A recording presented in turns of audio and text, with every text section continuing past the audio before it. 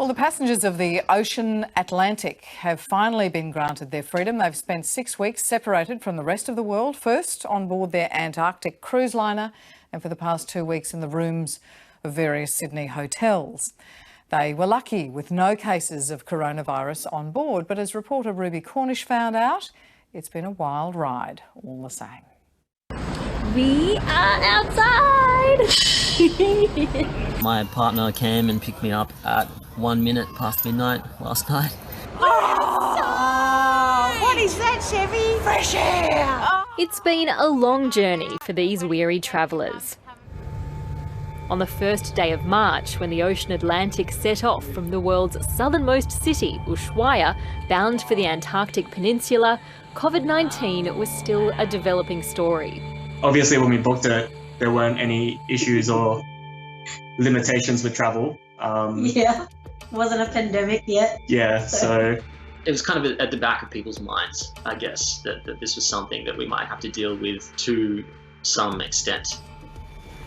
The Ocean Atlantic had its first whiff of trouble on approach to Grytviken, a former whaling station on the island of South Georgia. We received news from the outpost that we would be denied entry to Grytviken. Shackleton's grave is there. There's a lot of infrastructure, sort of remnants from the whaling operations.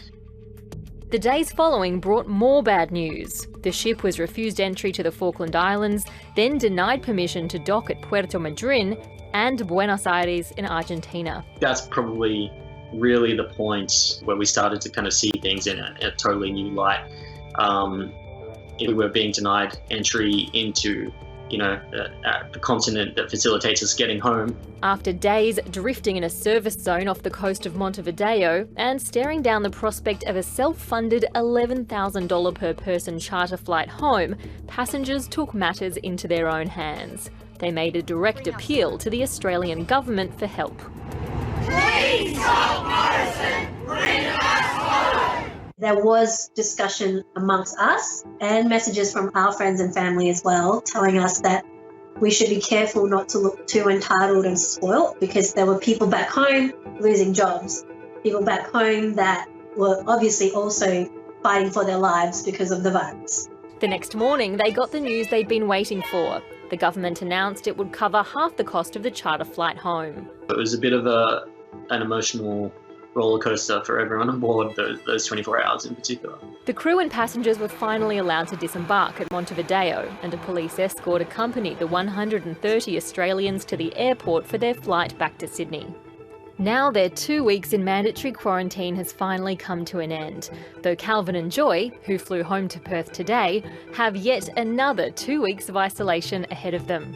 More of the same of this, yeah. But yeah, hopefully being able to see my dogs. Yeah, there'll be a little bit more freedom, I think. You are watching The Drama, and with me on the panel our CEO